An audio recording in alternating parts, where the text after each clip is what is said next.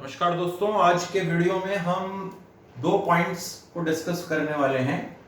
Number one, essentials of sampling, प्रतिदर्श अथवा प्रतिचयन के आवश्यक तत्व क्या होते हैं, और सेकंड, टाइप्स ऑफ सैंपलिंग और मेथड्स ऑफ सैंपलिंग, प्रतिचयन की क्या रीतियां होती है। पिछले वीडियो में मैंने डिस्कस किया था कि सेंसस इन्वेस्टिगेशन मेथड और सैंपल इन्वेस्टिगेशन मेथड क्या होते हैं, संगणना अनुसंधान विधि और प्रतिचयन या प्रतिदर्श अनुसंधान विधि। तो आपको मैंने बताया था कि किस तरह से पॉपुलेशन में से सैंपल सेलेक्ट किया जाता है, समग्र में से प्रतिदर्श का चयन किया जाता है, and on the basis of that sample the conclusion will be drawn for entire population, और उस प्रतिदर्श के आधार पर ही पूरे समग्र के लिए निष्कर्ष निकाले जाते हैं। That's why the selection of sample is an essential part of investigation। इसलिए प्रतिचयन का चयन करना बहुत ही एक आवश्यक भाग माना जाता है अनुसंधान का। तो जब भी हम पॉपुलेशन में से सैंपल सेलेक्ट कर रहे हैं, हम समग्र में से प्रतिदर्श का चयन कर रहे हैं, तो हमें किन किन बातों का ध्यान रखना चाहिए। एक अच्छे सैंपल के क्या इंडिकेटर्स होते हैं, एक अच्छे प्रतिदर्श के क्या सूचक होते हैं, तो हम बात करेंगे what are the essentials of sampling. जब भी आप पॉपुलेशन में से सैंपल सेलेक्ट कर रहे हैं, तो आप ये ध्यान रखें कि the sample should be the true representative of the population. आपका प्रतिदर्श समग्र का पूर्ण रूप से प्रतिनिधित्व करने वाला हो। यानी जैसे मान लीजिए कि हमारे कॉलेज में 5000 स्टूडेंट्स हैं, आप जिस कॉलेज में पढ़ रहे हैं वहां 5000 विद्यार्थी हैं, और इन 5000 विद्यार्थियों में आर्ट्स, साइंस और कॉमर्स तीनों जो स्ट्रीम्स हैं, तीनों जो संकाय हैं, उसके स्टूडेंट्स यहां पर हैं। मान लीजिए आर्ट्स में टोटल 3000 स्टूडेंट्स हैं, साइंस में 1000 स्टूडेंट हैं और कॉमर्स में 1000 स्टूडेंट हैं। तो यहां पर जो रिप्रेजेंटेटिव का मतलब है कि हमारा जो सैंपल है वो पॉपुलेशन को पूरी तरीके से रिप्रेजेंट करे। तो मान लीजिए हम कहते हैं कि हम 10% स्टूडेंट्स की स्टडी करने वाले हैं, ये तो पॉपुलेशन हो गई, ये तो आपका समग्र हो गया, और इसके 10% स्टूडेंट्स की आप स्टडी करने वाले हैं, 10% विद्यार्थियों का आप अध्ययन करने वाले हैं। तो 10% कितने स्टूडेंट हो गए? 500। यानी आप 500 विद्यार्थियों के पास जाएंगे, स्टूडेंट्स के पास जाएंगे और डेटा कलेक्ट करेंगे। अब कहीं ऐसा नहीं हो कि ये पूरे के पूरे 500 स्टूडेंट्स आर्ट्स में से सेलेक्ट हो जाए। अगर मान लीजिए आप पूरे 500 स्टूडेंट्स कला संकाय या आर्ट्स फैकल्टी के ले लेते हैं, तो आप देखेंगे कि साइंस और कॉमर्स फैकल्टी को वहां रिप्रेजेंटेशन नहीं मिल पाया है। तो आप जो एनालिसिस करने वाले हैं, जो विश्लेषण करने वाले हैं, उसके कंक्लूजन्स, उसके निष्कर्ष, उसके परिणाम आपको सही प्राप्त नहीं होंगे। इसलिए कोशिश ये करें हम कि जो हम 500 स्टूडेंट्स लेने वाले हैं, उसमें आर्ट्स के स्टूडेंट भी आ जाएं, उसमें साइंस के स्टूडेंट भी आ जाएं, उसमें कॉमर्स के स्टूडेंट भी आ जाएं, उसमें कला, विज्ञान, वाणिज्य तीनों संकाय के विद्यार्थी आ जाएं। तब हम कहेंगे कि हमने जो ये सैंपल 500 का लिया है, ये हमारे पॉपुलेशन को बहुत अच्छे से, सही तरीके से रिप्रेजेंट करता है। ठीक है, तो आपको ये ध्यान रखना है कि जब भी आप समग्र में से प्रतिचयन का चयन कर रहे हैं, प्रतिदर्श को निकाल रहे हैं, तो वो ट्रू रिप्रेजेंटेटिव होना चाहिए, वो समग्र को पूर्ण रूप से प्रतिनिधित्व प्रदान करे, इस तरह का होना चाहिए, तब आपके कंक्लूजन्स सही आएंगे। सेकंड जो हमारे पास एसेंशियल फैक्टर आता है सैंपल का, जो आवश्यक तत्व आता है, दैट इज एडुकेसी, पर्याप्तता, कि सैंपल का साइज इतना होना चाहिए कि पॉपुलेशन का जो रिजल्ट है और जो सैंपल का रिजल्ट है उसमें ज्यादा वेरिएशंस नहीं हो, ज्यादा अंतर नहीं हो। अंतर तो आएगा क्योंकि पॉपुलेशन यानी आप सबकी स्टडी कर रहे हैं सेंसस मेथड, सेंसस में, और सैंपल में आप उसके पार्ट की स्टडी कर रहे हैं। लेकिन अगर आपका सैंपल एडुकेट नहीं है, उसका साइज बहुत छोटा है, मान लीजिए यहां 5000 स्टूडेंट हैं और आप केवल 5 बच्चों का सैंपल ले लेते हैं, 10 बच्चों का सैंपल ले लेते हैं और उसके बेस पर पूरे 5000 स्टूडेंट्स का कंक्लूजन निकाल लेते हैं, तो वो रिजल्ट गलत होगा। तो हमें यह ध्यान रखना है कि जब भी हम सैंपल को सेलेक्ट करें तो उसका साइज, उसका जो आकार है वो उतना हो कि हम उसके बेस पर पूरे पॉपुलेशन के बारे में रिजल्ट दे सकें। तो आपको वहां साइज को थोड़ा ध्यान में रखकर अच्छे से आपको सैंपल सेलेक्ट करना पड़ेगा। कहीं ऐसा नहीं हो कि आप बहुत छोटा सैंपल ले लें, बहुत छोटा प्रतिदर्श ले लें और उसके रिजल्ट और जो पॉपुलेशन के रिजल्ट हैं उनमें बहुत ज्यादा वेरिएशन आ जाए। तो यहां पर आपका जो सैंपल है वो एडुकेट होना चाहिए। थर्ड आता है इंडिपेंडेंस, स्वतंत्रता। अब इंडिपेंडेंस का मतलब यह है कि जब हम पॉपुलेशन में से सैंपल सेलेक्ट कर रहे हैं तो यहां पर ऐसा नहीं हो कि हमने मान लीजिए 50 स्टूडेंट्स जो सेलेक्ट किए, 500 का हमें सैंपल लेना है 10% का, तो ये जो 50 स्टूडेंट्स सेलेक्ट किए हैं ये अब बाकी जो स्टूडेंट बचे हैं उन पर किसी तरह का कोई इफेक्ट नहीं डालेंगे। यानी आप जब सैंपल सेलेक्ट कर रहे हैं, जब आप प्रतिचयन ले रहे हैं समग्र में से, तो उस वक्त ये ध्यान रखना है कि सारी की सारी यूनिट्स आपस में इंडिपेंडेंट है। यानी आप अगर किसी को सेलेक्ट कर लेते हैं तो उसका सिलेक्शन किसी और के सिलेक्शन पर इफेक्ट नहीं डालेगा, किसी एक इकाई का चयन दूसरे के चयन पर कोई प्रभाव नहीं डालेगा। तो वहां आपस में सारी यूनिट्स जो हैं वो इंडिपेंडेंट हैं, सब स्वतंत्र हैं, ये हमें ध्यान रखना है।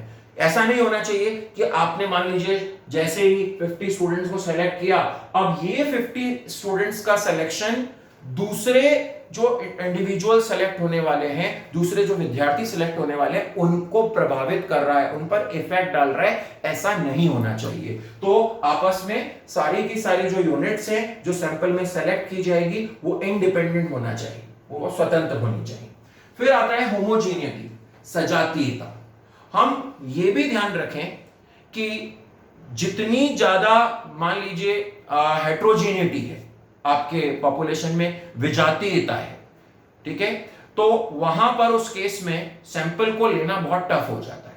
अगर होमोजीनिटी है, सजातीयता है, तो फिर सैंपल को लेना आसान हो जाता है, ठीक है। तो इसलिए हमें ध्यान रखना है कि सैंपल सेलेक्ट करते वक्त जो हम प्रतिदर्श चयन कर रहे हैं, तो उसका चयन करते वक्त ये पूरा हमें ध्यान रखना है कि वहां सजातीयता हो, होमोजीनिटी हो, कि जो पॉपुलेशन के अंदर जिस तरह के एलिमेंट्स आ रहे हैं, जिस तरह के अवयव, जिस तरह की यूनिट्स आ रही हैं, उसी तरीके से सैंपल को भी सिलेक्शन किया जाए।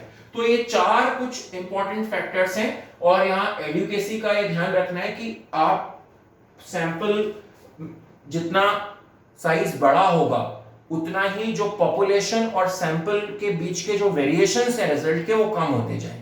आपकी जो डिग्री ऑफ एक्यूरेसी है, जो शुद्धता है परिणामों की, वो बढ़ती जाएगी। यानी जैसे जैसे सैंपल का आकार बढ़ेगा तो वहां परिणामों की शुद्धता भी बढ़ती जाएगी। होमोजेनिटी में एक चीज और ध्यान रखें, होमोजेनिटी का मतलब यहां पर ये भी हम ले सकते हैं कि अगर 5000 स्टूडेंट्स में से हमने 500 का सैंपल सेलेक्ट किया और अब हम एक और सैंपल सेलेक्ट कर रहे हैं, मान लीजिए दूसरा और सैंपल ले रहे हैं अगले 500 स्टूडेंट्स का, तीसरा और सैंपल ले रहे हैं अगले 500 स्टूडेंट्स का, तो यहां पर इन तीनों सैंपल्स के रिजल्ट में, तीनों प्रतिदर्श के परिणामों में किसी तरह के ज्यादा वेरिएशंस नहीं आने चाहिए, ज्यादा भिन्नताएं नहीं होनी चाहिए।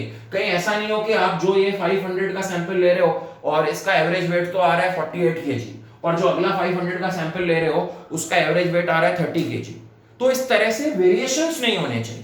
यानी पॉपुलेशन में से हम कितने भी सैंपल ले लें, हम कितने भी प्रतिदर्श चयन कर लें, उनके आपस में रिजल्ट जो है उनमें वेरिएशन नहीं होना चाहिए, उनमें विभिन्नताएं नहीं होनी चाहिए। एक बार फिर से समझ लें, मान लीजिए 5000 स्टूडेंट्स में से हम फर्स्ट सैंपल 500 स्टूडेंट्स का लेते हैं, फिर सेकंड सैंपल एक और 500 स्टूडेंट्स का लेते हैं, फिर थर्ड सैंपल एक और 500 स्टूडेंट्स का लेते हैं, और जब हम इन तीनों सैंपल्स के परिणामों का एनालिसिस करते हैं तो हम देखते हैं कि वहां ज्यादा वेरिएशंस नहीं आए हैं। इसका मतलब वहां होमोजेनिटी है, वहां सजातीयता है। तो इस तरह की होमोजेनिटी सैंपल का सिलेक्शन करते वक्त वहां प्रेजेंट रहनी चाहिए। तो these are the essentials of sampling, ये प्रतिदर्श के कुछ आवश्यक तत्व हैं। अब हम बात करेंगे मेथड्स ऑफ सैंपलिंग, प्रतिचयन की क्या रीतियां होती है, क्या विधियां होती है कि जब आप सैंपल सेलेक्ट कर रहे हैं तो आप कौन सी टेक्निक लगाएंगे, किस तरीके से आप सैंपल को सेलेक्ट करेंगे। तो फर्स्ट आता है रैंडम सैंपलिंग, जिसे दैव प्रतिचयन कहा जाता है। Now what is random sampling? When each individual unit has an equal opportunity of selection in the sample, जब पॉपुलेशन की हर यूनिट को सैंपल में सेलेक्ट होने की इक्वल चांस मिल रहा है, इक्वल अपॉर्चुनिटी मिल रही है, तो उसे हम कहते हैं random sampling, which is also known as probability sampling, जिसे प्रायिकता प्रतिचयन भी कहा जाता है। यानी मान लीजिए कि यहां 5000 विद्यार्थियों में से हमें 500 स्टूडेंट्स को जब सेलेक्ट करना है, तो यहां पूरे 5000 स्टूडेंट्स के पास समान अवसर है, इक्वल अपॉर्चुनिटी है, इक्वल चांस है, किसी का भी नंबर यहां सैंपल में आ सकता है। ठीक है, when all the units of the population have an equal opportunity in the selection of sample, जब समग्र की सभी इकाइयों को प्रतिदर्श में चयनित होने का समान अवसर मिल रहा है, बराबर अवसर मिल रहा है, तो उसे हम रैंडम सैंपलिंग कहते हैं, दैव प्रतिचयन कहते हैं। जैसे मान लीजिए कि आपने 5000 स्टूडेंट्स की चिट्स बनाई और उसे एक बॉक्स में डाल दिया और उसको मिक्स कर दिया, और फिर आपने उसमें से 1 by 1 500 चिट्स निकाल ली, और जो 500 स्टूडेंट्स आए वो आपका सैंपल बन गए। तो आपने देखा कि उस केस में उन पूरे 5000 स्टूडेंट्स को इक्वल अपॉर्चुनिटी मिली थी कि किसी का भी सिलेक्शन सैंपल में हो सकता था, किसी का भी चयन जो है वो प्रतिदर्श के लिए हो सकता था। जैसे लॉटरी मेथड हम कहते हैं कि जो लॉटरी है, जैसे मान लीजिए कई बार जो स्लिप्स होती हैं, कई बार हम किन्हीं एग्जीबिशंस में जाते हैं, वहां हमें कूपन्स मिलते हैं, तो अब किसे प्राइज मिलेगा फर्स्ट सेकंड थर्ड, तो वो सारे के सारे कूपन्स को एक बॉक्स में डाल देते हैं और फिर उस पूरे बॉक्स को घुमाकर उसमें से रैंडमली, सबके पास इक्वल चांस है, किसी का भी नंबर आ सकता है, तो रैंडमली जितने प्राइज देने होते हैं उतनी चिट्स निकाल ली जाती है। तो इस तरह से लॉटरी मेथड इसका एक एग्जाम्पल है, यानी यहां पॉपुलेशन की हर यूनिट को इक्वल अपॉर्चुनिटी मिल रही है सैंपल में आने की, प्रतिदर्श में आने की, प्रत्येक समग्र की इकाई को बराबर अवसर मिल रहा है, बराबर चांस मिल रहा है कि किसी का भी यहां पर सिलेक्शन हो सकता है, तो इसे बोलते हैं रैंडम सैंपलिंग। इसी तरह से दूसरा होता है नॉन रैंडम सैंपलिंग। अब नॉन रैंडम सैंपलिंग क्या है? Non random sampling means where the convenience judgment of investigator plays an important role in the selection of sample, जहां अनुसंधानकर्ता अपनी सुविधा के अनुसार, अपने निर्णयों के अनुसार सैंपल को सेलेक्ट करता है, प्रतिदर्श को सेलेक्ट करता है, तो उसे नॉन रैंडम सैंपलिंग कहते हैं, गैर दैव प्रतिचयन कहते हैं। तो यहां पर जो इन्वेस्टिगेटर है वो अपनी कन्वीनियंस के अकॉर्डिंग सैंपल सेलेक्ट करता है। जैसे मान लीजिए मुझे अपने डिस्ट्रिक्ट के अंदर अलग अलग एरियाज में डेटा चाहिए, तो मैं क्या करता हूं कि अपनी कन्वीनियंस से जो जो स्टूडेंट्स जिस कॉलोनी में रहते हैं उनको सैंपल में सेलेक्ट कर लेता हूं। ठीक है, तो वहां जो जजमेंट है, जो निर्णय है इन्वेस्टिगेटर का, वो बड़ा इंपॉर्टेंट रोल प्ले करता है। जैसे मान लीजिए यहां तो आपने क्या किया, इसमें तो इन 5000 स्टूडेंट्स की चिट बनाई और जिन 500 स्टूडेंट्स का नाम आ गया उनको सैंपल में सेलेक्ट कर लिया, और यहां पर नॉन रैंडम में क्या किया कि हमने कहा हाँ भाई अपनी कन्वीनियंस के हिसाब से, अपनी सुविधा के हिसाब से किन्हीं भी 500 विद्यार्थियों को आपने सेलेक्ट किया, यानी आपने खुद ने 1 by 1 उनको सेलेक्ट किया। तो यहां पर सारी यूनिट्स को इक्वल अपॉर्चुनिटी नहीं मिली है, सबको समान अवसर नहीं मिला है। जैसे हम देखते हैं कि मान लीजिए कि आपके कॉलेज को रिप्रेजेंट करने के लिए किसी डिबेट कंपटीशन में 2 स्टूडेंट्स की जरूरत है, एक जो फॉर में बोलना चाहेगा और एक जो अगेंस्ट में बोलना चाहेगा। ठीक है, तो एक पक्ष में बोलेगा, एक विपक्ष में, सब 2 स्टूडेंट्स की टीम बनाकर भेजनी है। तो वहां पर क्या किया, क्योंकि टाइम बहुत कम था, तो जो भी अच्छे स्पीकर थे क्लास में, उनमें से 2 स्पीकर ले लिए कि टीचर ने अपनी कन्वीनियंस से 2 स्टूडेंट्स को बुलाया और बोला कि भाई आप बहुत अच्छा बोलते हो, तो आप फॉर में बोलेंगे, आप अगेंस्ट में बोलेंगे। तो वहां उनका जजमेंट काम करेगा, वहां उनका निर्णय काम करेगा। तो वहां वो होगा नॉन रैंडम सैंपलिंग। यानी इन्वेस्टिगेटर अपने डिसीजन से, अपनी कन्वीनियंस से सैंपल को सेलेक्ट करे, तो वो वहां नॉन रैंडम सैंपलिंग होगा, गैर दैव प्रतिचयन होगा। तो यहां पर सबको इक्वल अपॉर्चुनिटी सैंपल में आने की नहीं मिलेगी। तो इस तरह से these are the two methods of sampling. ठीक है, जो रैंडम सैंपलिंग है वहां सबको इक्वल चांस मिल रहा है सैंपल में सेलेक्ट होने के लिए, प्रतिदर्श में आने का सबको बराबर अवसर मिल रहा है। और non random sampling which is also known as convenience sampling, कि अपनी सुविधा के हिसाब से जो अनुसंधान करता है वो सैंपल को सेलेक्ट कर रहा है, तो उसका डिसीजन यहां पर इंपॉर्टेंट रोल प्ले करेगा, तो वो अपने निर्णय के हिसाब से यहां पर सैंपल सेलेक्ट करेगा। तो ये हुई प्रतिचयन की रीतियां, मेथड्स ऑफ सैंपलिंग। आज का हमारा लेक्चर यहीं पे समाप्त होता है। Thank you.